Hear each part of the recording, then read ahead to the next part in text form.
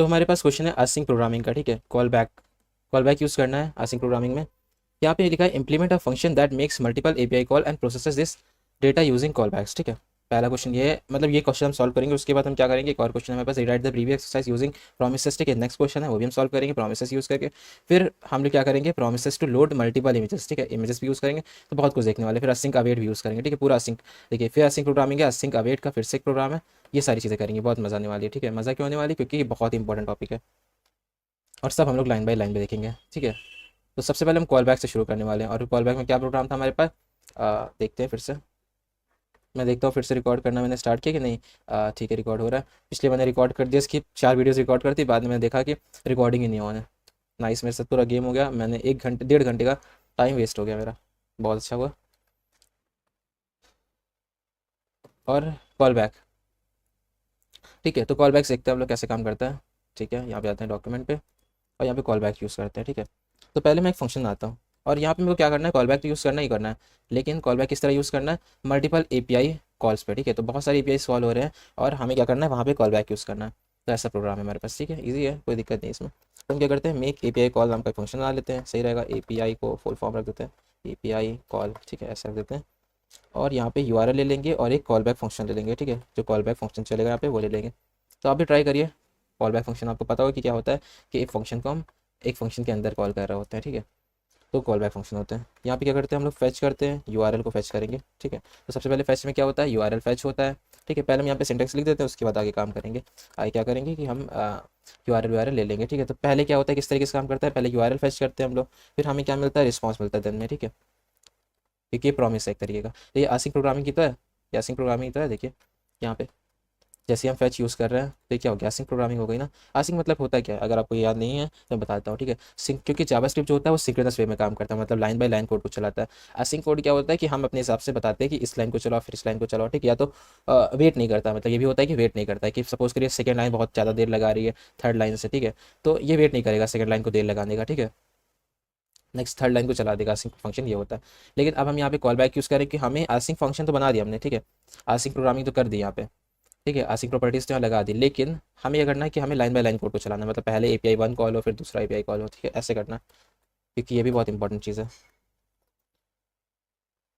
तो हम यहाँ करते हैं रिस्पॉन्स डॉट जेसन, ठीक है। तो हमें जेसन फॉर्मेट में रिस्पॉन्स मिलेगा। कौन सी एपीआई यूज़ कर रहे हैं जिसमें जेसन मिलेगा, तो देखता हूँ मैं कौन सा एपीआई यूज़ कर लेता हूँ। तो मैं ये कर सकता हूँ, जेसन ये वाली पोस्ट उठा सकता हूँ, ठीक है। इसको कंट्रोल प्लस सी दबाते हैं, 2 पोस्ट उठा लेंगे यहाँ पे, ID 2 और ID 1 वाली। और इसको एक एक करके एपीआई कॉल करेंगे, ठीक है। तो यहाँ पे मैं एपीआई कॉल कर ही लेता हूँ। एक फंक्शन बना लेते हैं जिसमें क्या होगा कि हम लोग यहाँ पे पास करेंगे कि एपीआई कौन कौन सी पास होनी है, ठीक है। तो 2 एपीआई पास करेंगे, तो 2 अलग अलग हम क्या करेंगे, फंक्शन बनाने से अच्छा क्या करेंगे, एक फंक्शन के अंदर ही 2 एपीआई रख देते हैं। तो const API URL 1 is equal to, ठीक है। मेरे को चाहिए कि ये वाली पहले चले, HTTPS जेसन फोल्डर, और यहाँ पे /1 लग देता है, ठीक है, पहला वाला। और उसके बाद कंट्रोल शिफ्ट डाउन दबाते हैं, यहाँ पे 2 कर देते हैं, ठीक है। ये एपीआई 2 होगी, ठीक है। 2 एपीआईज है, हमें यही तो करना है, मल्टीपल एपीआईज को करना ना कॉल बैक से, कि पहले ये वाली एपीआई चले फिर ये वाली एपीआई चले, है ना। तो उसको कैसे करते हैं हम लोग रियल वर्ल्ड में, वैसे ही हम देखने वाले हैं, ठीक है। कॉल बैक के जरिए, मैंने बताया कॉल बैक के जरिए, हर चीज़ में ऐसा नहीं करता है। अब देखिए मेक एपीआई कॉल यहाँ पे कर देते हैं, मेक एपीआई कॉल, ये हमारा ये वाला फंक्शन है, ठीक है। इसको कॉल करते हैं, यूआरएल इसमें डालना है और एक कॉल बैक फंक्शन डालना है, ठीक है। तो कॉल बैक फंक्शन क्या करेगा, हमें डेटा शो करेगा, ठीक है। तो उसका नाम कुछ रख देते हैं, जैसे मैं रख देता हूँ हैंडल डेटा, ठीक है। तो 2 कॉल बैक फंक्शन बनाने से अच्छा एक ही कॉल बैक फंक्शन में दोनों का काम कर लेंगे हम लोग, और एक ही में होगा क्योंकि लाइन बाय लाइन कोड को चलाना, ठीक है। पहले ये वाला एपीआई फैच करना फिर ये वाला फैच करना। तो अब देखते हैं हम लोग यहाँ पे मेन, ठीक है। ये एक जो हमारे पास इसमें एपीआईज लिखे हैं वो, इसको फंक्शन को कॉल भी तो करना पड़ेगा, कॉल कर दिया हमने इस फंक्शन को, ठीक है। अब यहाँ पे डेटा तो हमने क्या किया, रिस्पॉन्स में ले लिया, रिस्पॉन्स रोटेशन में, ठीक है। अब देन हमारे पास क्या होता है, रिस्पॉन्स रोटेशन में जो डेटा आया है वो हमारे पास डेटा में आता है, और डेटा जो है उसको हम ओके यहाँ पे हमें क्या करना पड़ेगा, हैंडल डेटा नाम का फंक्शन बनाना पड़ेगा, जिसमें हम क्या कर रहे हैं, कॉल बैक कर रहे हैं, ठीक है। तो फंक्शन हैंडल डेटा, फंक्शन जिसका नाम हैंडल डेटा होगा, हैंडल डेटा। और इसके अंदर हम क्या पास कर देंगे, जो डेटा आया था, देखिए डेटा ऊपर से आ रहा है ना यहाँ से, तो ये डेटा हमें इसके अंदर पास करना है, ठीक है, ताकि हम डेटा शो कर सकें। तो कंसोल करके डेटा से शो कर देंगे, तो कंसोल डॉट लॉग, ठीक है। और यहाँ दे देंगे हम लोग डेटा को कि प्रोसेसिंग डेटा, पहले दिखा देंगे प्रोसेसिंग डेटा। प्रोसेसिंग डेटा क्या, प्रोसेस डेटा, मतलब डेटा तो आ ही चुका है ना फिर इसमें, तो प्रोसेस डेटा और कॉमा लगा के डेटा लिख देते हैं, डेटा। इसमें डेटा आ जाएगा हमारे पास। तो डेटा हमारे पास इसमें आ रहा है, तो हमें इस फंक्शन का नाम लिखना पड़ेगा, कॉल बैक फंक्शन है, तो हम लिख देते हैं कॉल बैक, ठीक है। और कॉल बैक के अंदर हमें डेटा भेजना है। तो ये कॉल बैक फंक्शन देखिए, ये कॉल बैक फंक्शन है, यहाँ से हैंडल डेटा, ये call back function call back data, मतलब कि ये वाला फंक्शन चलाना है, ठीक है। इसके अंदर डेटा भेजना है, इसके पैरामीटर में डेटा भेजना है, ठीक है। ठीक है, अब you R L is not defined, okay, मैंने ऊपर A P I you R L बन लिया था, और आपको दिखाने के लिए यू आर एल यहाँ लिख दिया कि यू आर एल होता है और हैंडल हैंडल डेटा है ना, इसलिए मैंने लिख दिया यहाँ पे। तो यहाँ पे A P I you R L two लिख देता हूँ, ठीक है। अब ये तो हो गया, देखिए डेटा तो आ ही गया हमारे पास, लेकिन मेरे को यहाँ पे एक और चीज़ लिख देनी चाहिए, क्योंकि वो अच्छी प्रैक्टिस है। कैच लिख देते हैं, ठीक है, कैच का ब्लॉक, एरर कैच करने के लिए।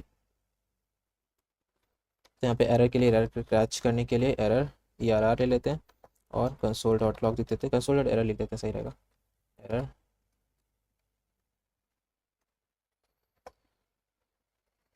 Error during A P I call,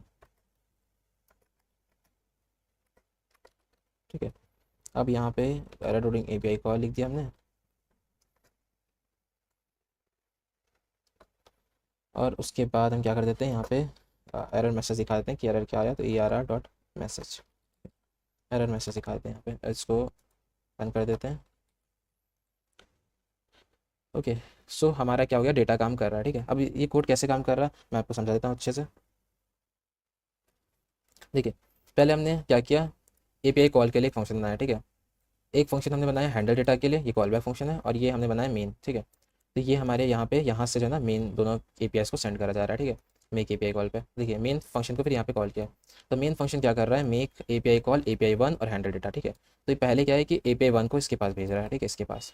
तो इसमें क्या है, यूआरएल है और कॉल बैक फंक्शन है। तो कॉल बैक फंक्शन क्या है, हैंडल डेटा, तो ये इस तरीके से यहाँ पे पास हो रहा है कॉल बैक फंक्शन, ठीक है। हम फेच कर रहे हैं यूआरएल को, तो पहला यूआरएल कौन सा जा रहा है, एपीआई वन वाला, ठीक है, एपीआई वन वाला पहला यूआरएल जा रहा है इसके अंदर। और मेन, क्योंकि मेन ने दोनों को ही चीज़ को चला दिया है, मेन कॉल इसको और main API call API two वाले को भी, ठीक है। तो पहले ये वाला कोड चलेगा, और उसके बाद ये वाला कोड चलेगा, ठीक है। दोनों ही चलेंगे, लेकिन लाइन बाय लाइन चलेंगे, ठीक है। क्योंकि यहाँ पे सिंक्रोनस पे काम हो रहा है, ठीक है, यहाँ पे एसिंक पे में काम हो रहा है। अब देखते क्या होगा, फेच यूआरएल हुआ, देन रिस्पांस में हमारा रिस्पांस डॉट जेसन मिला कि जेसन फॉर्मेट में था ये डेटा। देन डेटा जो है हमारे पास कॉल बैक डेटा, ठीक है। यहाँ पे देखिए डेटा जैसे ही मिला, हमने क्या किया, कॉल बैक पे डेटा सेंड कर दिया, कॉल बैक पे डेटा सेंड कर दिया मैंने। तो कॉल बैक डेटा सेंड कर दिया, मतलब कॉल बैक फंक्शन क्या है, हैंडल डेटा है, तो हैंडल डेटा में डेटा सेंड हुआ, और उसने क्या किया, कंसोल कर दिया प्रोसेस डेटा, देखिए यहाँ पे प्रोसेस डेटा, और ये कंसोल हो गया, ठीक है। अब जो स्टैक पे बैठा हुआ था, क्या बैठा हुआ था, API call API URL two वाली, ठीक है। अब ये वाला तो काम हो गया कंप्लीट, अब ये वाला प्रोग्राम चलेगा, फिर से ही काम करेगा ऐसे ही, ठीक है। तो इस तरीके से कॉल बैक फंक्शन काम करता है, ठीक है। और इस तरीके से आप प्रोग्राम बना सकते हैं कॉल बैक का ईजिली।